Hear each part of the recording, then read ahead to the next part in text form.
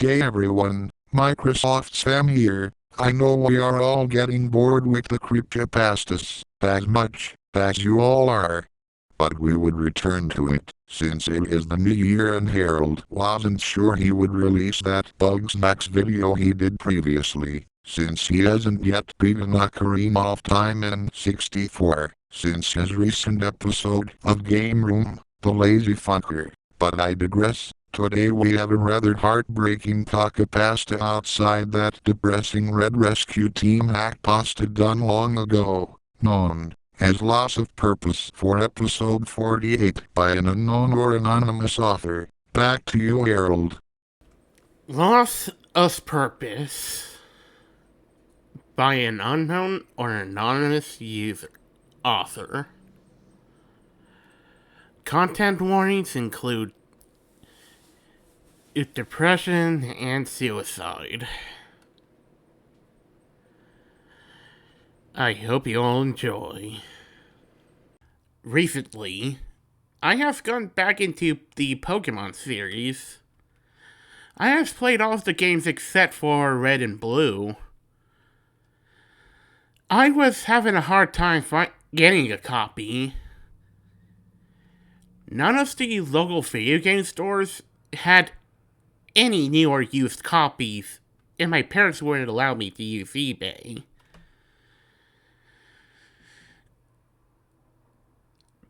But a couple weeks ago, my friend lent me what looked like an old Pokemon Red cartridge. He told me he didn't know if it was a working copy. It didn't look like it was. Its appearance made it look like it had been hammered multiple times. Apparently, his friend's dad had got it at a yard sale somewhere across the country. He got a good deal. Got it for a good deal. The owner wanted to get rid of it so badly, he only paid a quarter for it. This didn't really matter to me, though. All I wanted to do was play the game. I inserted the cartridge into my Game Boy and turned it on. Thankfully, it flashed to the copyright information. It took me to the starting screen. The game had no save information. This didn't surprise me. The game was so beat up, I was just thankful it worked properly. I started a new game, and staying true to the plot, named my character Red. Soon, I took my first steps into Pallet Town, making my way over to Professor Oak's lab. I named my rival Gary to keep it simple. The whole green-blue controversy always confused me. And selected Charmander as my starter. I made my way over to Viridian Forest, all while appreciating the simplicity of the game.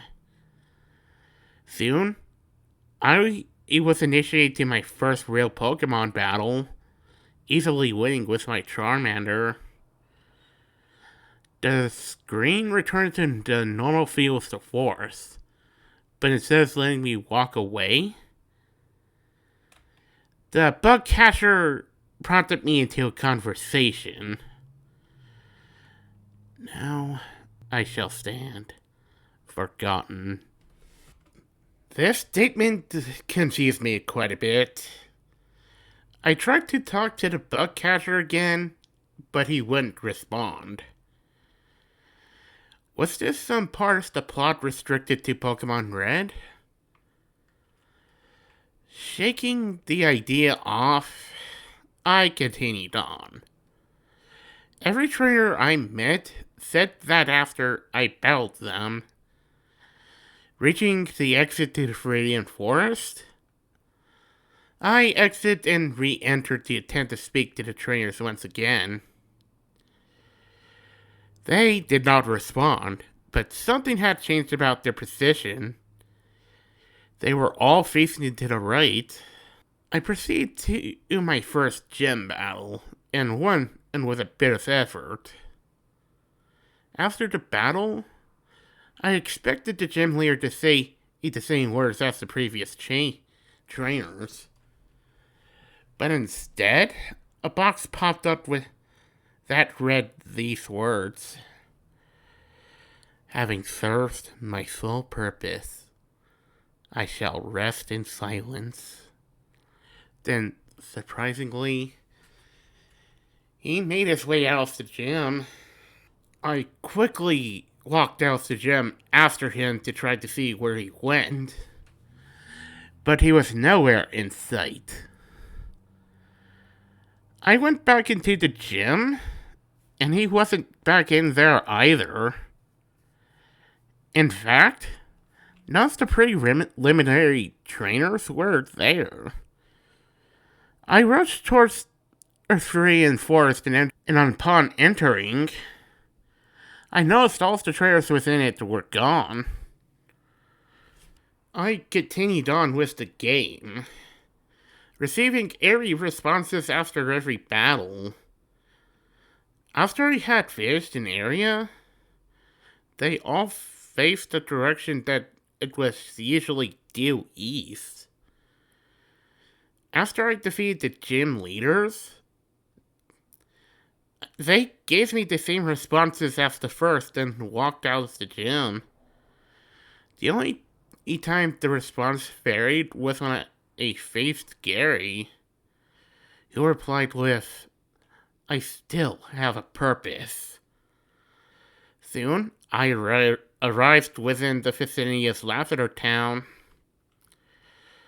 I entered the city and it started to play the eerie tune, giving the feeling of death creeping around every corner.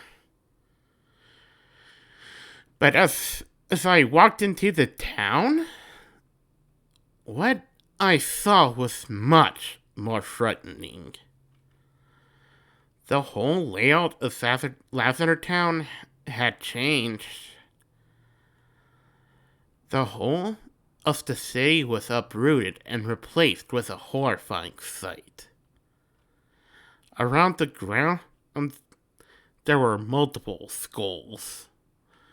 The sight, paired with the theme, was overwhelming. I tried to turn down the volume, but the music only grew louder as I turned it down. My Game Boy began to shake because of the intensity of the sound waves. I quickly turned it back up. Was this even possible? Recovering from the intensity of the music, I observed the scenery closer. I focused on the tree and noticed all the branches that had skulls also were consecutive as on the left side, leaving a few on the right side empty. It was filling up. Deeply disturbed by this thought, all I wanted to do was to get away from the town. I tried to quickly walk across the town to the exit, but as I entered the field of skulls, Red's steps slowed down gradually, as did the town theme. As I began to reach the exit, his steps started to speed up again. What had I just seen? After I beat the trainers on Route 10, I exited and returned to the routine to see the routine turn off all the trainers. This time they were facing south. Then I realized they were all facing Lavender Town. Driven by pure curiosity, I continued on, battling my way through the rest of the game. The trainers continued to disappear repeating the same lines. Eventually, I reached the Elite Four. I beat the first war quickly and faced Gary. I defeated him. This time, instead of saying what he usually said, these words flashed on the bottom of the screen. We will all be waiting in silence. He turned and walked out of the room. Confused, I tried to move, but I couldn't. I sat watching, waiting. Suddenly, another figure emerged and stood in front of Red. The battle initiated. The trainer who had challenged Red to a battle was Red? On the other side of the battle screen was his own sprite. The battle screen said, "You have challenged yourself to a battle." Automatically, my Red sent out his level 73 Charizard. The opposing Red sent out a level 100 Charizard. Naturally, the level 73 Charizard was defeated. Next, Red sent out the level 68 Raichu. The opposing Red sent out a level 100 Raichu.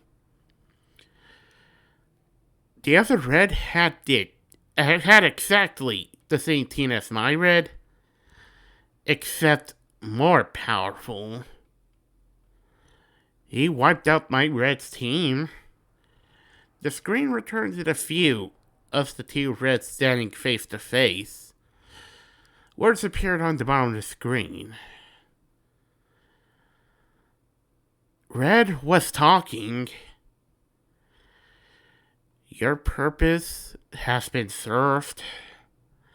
End it all before you exist alone. Forever. At once, my Red turned and walked out of the room. The screen turned black. It returned, fading into the image of the modified Lavender Town. But that wasn't what was unsettling. The music had been changed to what sounds like a reversed version of the normal theme, sped up. It was like death was racing toward you. Red Sprite came walking slowly onto the screen and positioned himself in front of the tree. I did not want to be alone forever. And instantly, the screen cut black and the music ripped itself into an electrifying, blood-curdling scream. The screen faded back in a few seconds later, and the normal Lavender Town theme returned. The focus was centered on the tree. I tried to open up the menu, but it wouldn't respond. Nothing happened when I moved the control pad either. Then I noticed there was one more skull than before, or the screen blacked out at the center of this tree, and I understood. Red had killed himself. Soon, it all began to unravel. The skulls railing around the tree were the skulls of the trainers I had defeated along the way. The skulls of resting on the branches were the gym leaders, Elite Four and Gary. I set down my Game Boy, my hands shaking in astonishment. They had all killed themselves. But why? Reflecting on upon all the lines they had said earlier after Red had defeated them, they all conveyed the idea that they no longer had a purpose. They were nothing but characters in a game, trapped. Once they usurped their purpose that they were programmed for, they would sit forever for no further reason to exist. No communication, no meaning.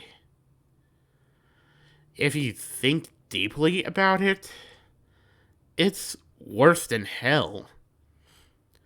Either they would be trapped like that forever, or they could die. They picked the best of the worst. Whatever was waiting for them after they died was surely better than what would have happened if they stayed. But why would Red kill himself? He was the main character. He would always have a purpose until the one controlling him stops playing. Eventually will come in the day when we all are forced to stop everything. Then even Red himself will be sentenced to eternal solitude. His sole existence is to embody you, the player, in the world of Pokemon. So when you stop playing, essentially, it is him who is sentencing himself to death, defeating himself. I turned the game body off and on. It returned to the starting screen, the save style still intact. I opened it, and it returned to the field with the skull-bearing tree. I restarted the game once more and tried to select new game. Text flashed on the bottom of the screen. The dead do not return. And took me back to Lavender Town. Every day after that, I returned to visit the tree with the dead trainers. It seemed stupid, but giving some kind of requiem into them felt right. The unrest stirred up by the game was somehow calmed. I did this for weeks. Then one day, the internal battery died within the game. No matter how much I tried, the game wouldn't turn on. Red was gone forever.